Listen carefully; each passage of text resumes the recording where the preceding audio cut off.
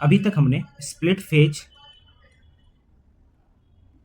Capacitor motor देख लिया, काफ़ी तरीके से कैसा वो वर्क करता है, कैसा उसका रिवर्सल डायरेक्शन रहता है, एप्लीकेशन क्या रहता है। इस लेक्चर में हम देखने वाले हैं shaded pole single phase motor किस तरीके से काम करता है। ठीक है, अगर हम शेडेड पोल इंडक्शन मोटर की बात करूं तो ये स्प्लिट फेज या कैपेसिटर मोटर के जैसे इसमें स्टेटर वाइंडिंग डिस्ट्रीब्यूटेड टाइप का नहीं रहता है, जो यहाँ पे हम स्टेटर वाइंडिंग लगा देते थे स्लॉट में। ठीक है, वो यहाँ पे नहीं रहता है। यहाँ पे क्या रहता है, यहाँ पे जो रहता है साइलेंट पोल रोटर रहता है, स्टेटर रहता है, जो कि आप यहाँ पे देख सकते हैं। ठीक है, इसका जो स्टेटर रहता है कुछ इस तरीके से रहता है।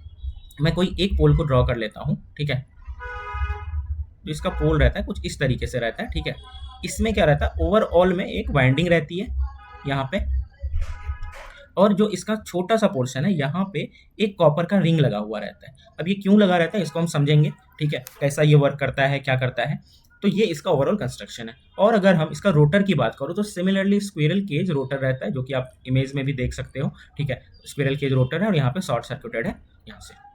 ठीक है, तो शेडिंग कॉइल का जो यूज होता है ना, वो बेसिकली फेज डिफरेंस को क्रिएट करता है। ठीक है, जिससे क्या होती है, एक वीक रोटेटिंग मैग्नेटिक फील्ड बनती है, काफी वीक रहती है, काफी कम पावर की रोटेटिंग मैग्नेटिक फील्ड रहती है, जो कि मोटर में के रोटर में इंड्यूस्ड करता है करंट। ठीक है, और यहाँ पे खुद का टॉर्क बनता है और मोटर को एक पर्टिकुलर डायरेक्शन में रोटेट करवाता है। ठीक है, अब देखते हैं कि किस तरीके से फेज डिफरेंस क्रिएट होता है हमारे शेडेड पोल मोटर में। ठीक है, और वो कैसे करके हमारा वर्क करता है शेडेड पोल मोटर। इसका जो वर्किंग है थोड़ा सा डिफरेंट हो जाता है स्प्लिट फेज मोटर या कैपेसिटर मोटर से।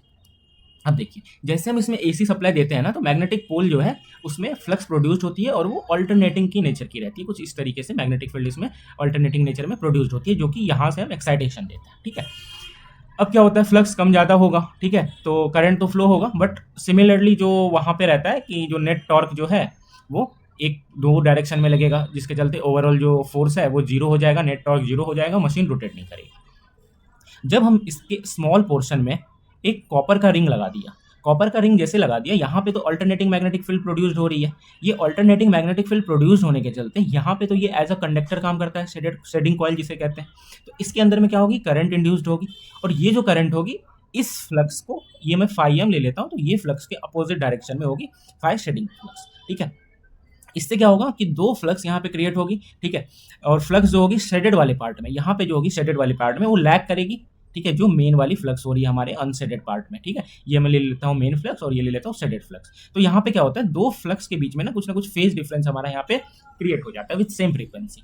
तो ओवरऑल एक यूनिडायरेक्शनल हमें यहाँ पे फ्लक्स मिलता है, रोटेटिंग मैग्नेटिक फील्ड। ठीक है, और जो इसमें डायरेक्शन रहता है फ्लक्स का, ये अनशेडेड टू शेडेड रहता है, और मोटर की जो डायरेक्शन भी रहती है वो अनशेडेड टू शेडेड रहती है। ठीक है, तो ये है इसका बेसिक सा प्रिंसिपल। ठीक है, आगे बढ़ते हैं, इसका कुछ जनरल इन्फॉर्मेशन देखते हैं। ठीक है, इसका जो साइज रहता है काफ़ी कम रहता है, इसका साइज वेरी स्मॉल साइज के लिए यूज होता है। पावर रेटिंग भी आप इसको देख सकते हैं, 2-3 वैट से लेकर के 125 वैट तक के यूज होता है। काफ़ी सिंपल कंस्ट्रक्शन रहता है, इतना ज़्यादा कॉम्प्लिकेटेड वाइंडिंग की कंस्ट्रक्शन नहीं रहती है। ठीक है, सिंपल रहता है। ठीक है, इनएक्सपेंसिव रहता है, बट इसकी टॉर्क काफ़ी कम है क्योंकि वीक रोटेटिंग मैग्नेटिक फील्ड यहाँ पे क्रिएट होती है।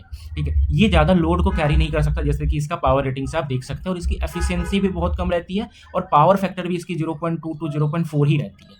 ठीक है, अगर इसकी एफिशिएंसी की बात करूँ तो 5% से लेकर के 35% तक की इसकी एफिशिएंसी रहती है, नॉट की लाइक अदर मशीन जिसकी कि 95% प्लस रहती है। एप्लीकेशन की बात करूँ तो इसका तो आजकल ज़्यादा यूज़ होता नहीं है, क्योंकि इससे ज़्यादा अच्छे मोटर जो है अभी इन्वेंट हो गए हैं। ठीक है, इसका एप्लीकेशन जो है काफ़ी छोटे फैन वेंटिलेशन में यूज़ होता था, हेयर ड्रायर्स वगैरह में, टॉय में ये यूज़ होता था। ठीक है, क्लॉक में यूज़ होता था।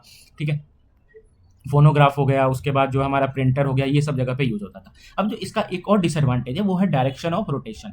हमने देखा इसका जो पोल था कुछ इस तरीके से, इसका पोल क्रिएट था। ठीक है, ये पोल के ऊपर कुछ इस तरीके से हमारे वाइंडिंग थी, और यहाँ पे कॉपर शॉर्ट सर्किट रिंग थी।